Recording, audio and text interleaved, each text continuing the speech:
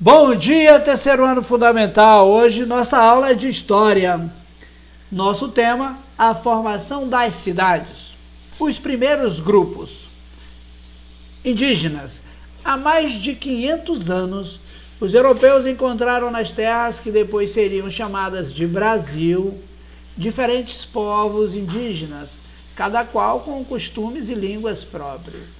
Apesar da grande diversidade entre esses povos, algumas características eram comuns, como não considerar a terra como propriedade. E para eles a terra não podia ser vendida ou comprada. Além disso, o produto do trabalho se destinava ao sustento da comunidade, e não ao comércio ou ao lucro. Inicialmente, os portugueses estabeleceram mais contato com os indígenas do grupo Tupi. Nesse grupo, o trabalho era dividido entre homens e mulheres, e o chefe organizava as atividades. Os homens caçavam e derrubavam árvores para abrir terrenos, e neles as mulheres plantavam mandioca, milho, batata doce, entre outros alimentos. A pesca e a coleta de raízes e de frutos eram feitas por toda a aldeia, por todos na aldeia. As moradas ou moradias, chamadas de malocas, as casas deles, geralmente eram organizadas em modo circular, em torno de um pátio central. Essa é uma representação atual de uma aldeia indígena nos anos 1500.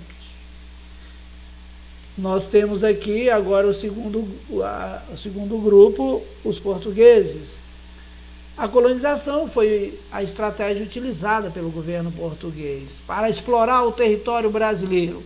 O país colonizador era chamado de metrópole e o território administrado e explorado pela metrópole era denominado colônia.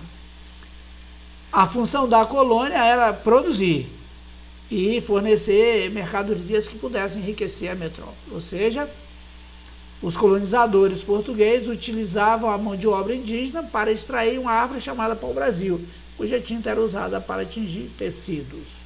E tinha muito valor na Europa.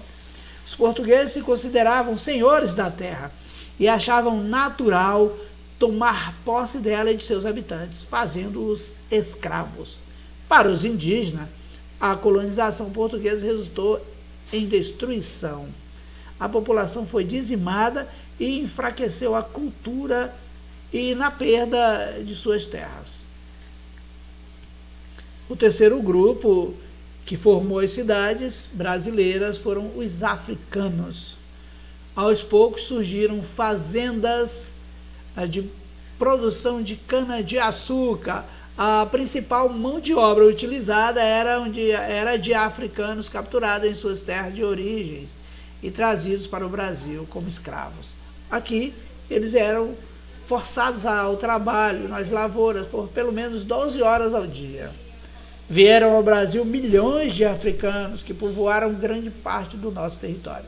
Estabeleceram relações sociais e culturais, também econômicas, que junto com indígenas e portugueses constituem a base da identidade brasileira.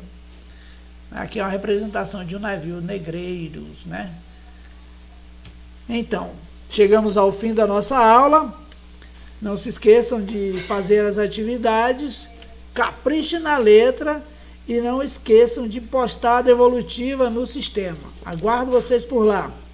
Todos tenham um bom dia.